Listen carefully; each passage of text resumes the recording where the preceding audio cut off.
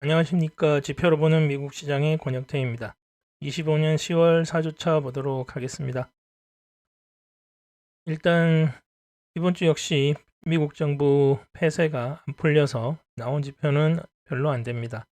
그렇지만 지난 금요일에 발생했던 기업 부도가 지역은행들에 미치는 영향 때문에 좀 많이 픽스 지수가 거의 20% 가까이 등락을 거듭하면서 아주 시장이 난리도 아니었습니다.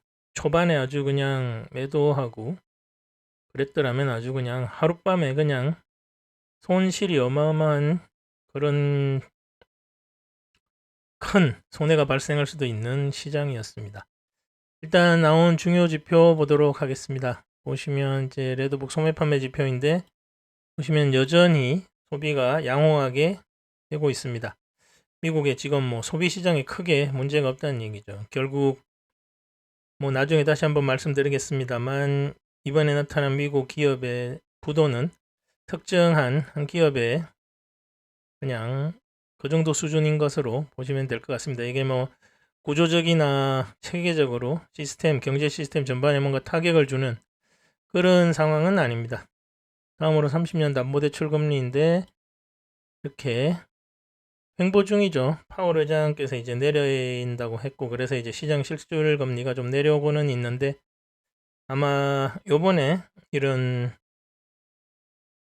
부도라든지 지역은행이라든지 이런 대손충당금이라든지 이런 것들 때문에 좀 더 밑으로 내려가는 쪽으로 움직이지 않을까 싶습니다.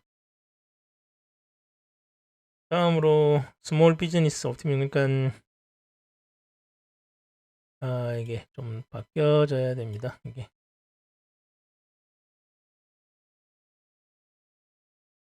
중소기업 낙관도 지수입니다.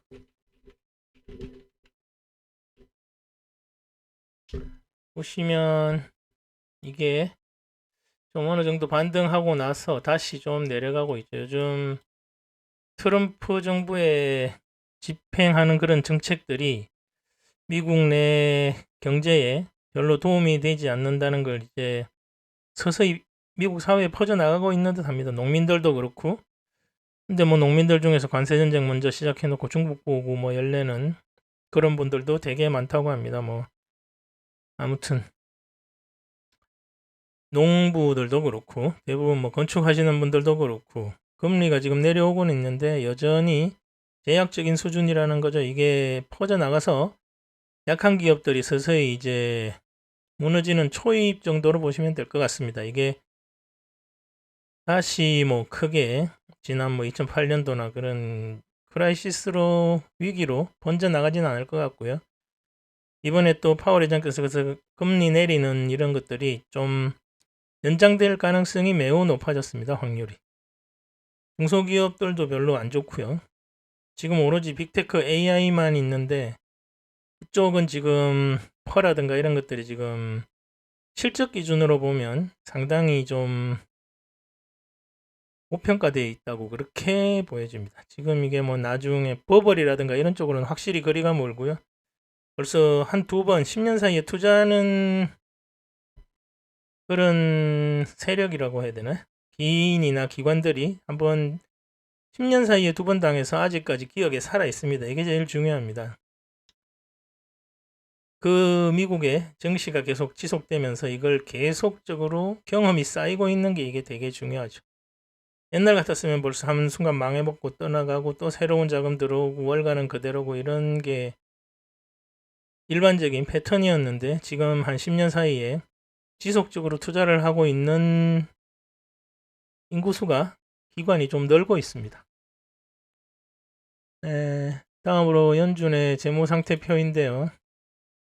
밸런스 시트가 쭉 내려오다가 횡보하고 있죠. 그리고 이게 파월 의장께서 말씀하시길 곧 종료할 거라고 하셨습니다. 이게 기업들이라든가 이런 것들이 계속 힘들어지고 있으니까 고용도 계속 안 좋아지고 있고 파월 의장께서도 이제 좀 경제적으로 금리 제약적인 거 가다가는 좀 큰 게 터질 거다 이렇게 보고 있고 시장에서도 이게 좀 과민 반응을 나타낸 게 그런 수준이 아닌가 싶습니다. 지표는 일단 나온 게 이게 다고요.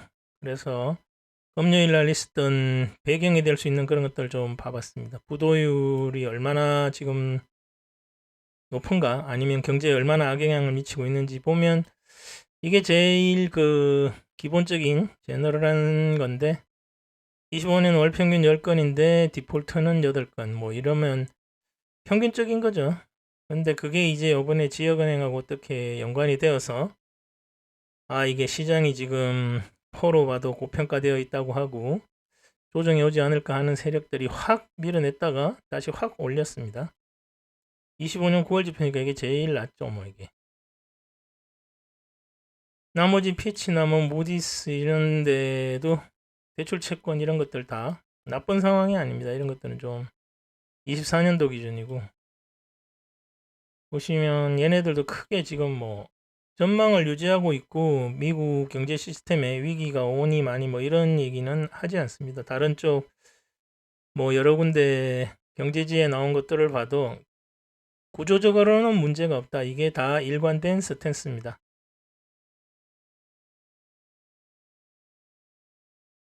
그래서 다음 주는 횡보하는 걸로 일단 예측이 되고요. 왜냐하면 소비는 양호하고 고용지표는 지속적으로 안 좋아지고, 이 얘기는 이제 금리 인하에 대한 기대감이 살아있다는 얘기고, 미국 무역 전쟁은 진행 중이고요. 아까 좀 전에 말씀드린 어떤 것처럼 지역은행 위기는 이제 좀 순간적이고 구조적인 문제는 없습니다. 그런데 이제 시장이 워낙에 고평가됐다고 보고 워낙에 돈도 많이 풀려 있고, 이렇게 돈이 많이 풀려 있는 상황에서 기업이 무너지기 시작한다 이렇게 되면 이제 난리가 나고, 그래서 이제 급작스런 알러지 같은 반응을 보였는데 이건 뭐 다시 금방 원상복귀 되었습니다. 나스닥도 엄청나게 선물은 하락했다가 다시 잘 상승으로 마감했죠. 근데 이제 이게 이런 것들이 나타난다는 거는 뭘 뜻하느냐 하면, 전에도 말씀드렸지만 M2나 이런 유동성으로, 금리는 좀 높았지만 유동성으로 계속 돈을 어쨌거나 빌렸다는 거죠. 그런 것들이 이제 서서히 못 견디는 기업들이 많아지는 그런 선을 넘어가고 있는 걸 의미합니다. 그래서 이제 구조적으로 위험이 발생할 수 있는 그런 경계선이 가까움을 의미하는 거죠. 그래서 좀 퇴직연금이나 이쪽으로는 좀 주식 비중을 줄이는 쪽으로 변경을 고려해 보고 있습니다. 네, 들어주셔서 감사합니다. 오늘은 여기까지 하겠습니다. 감사합니다.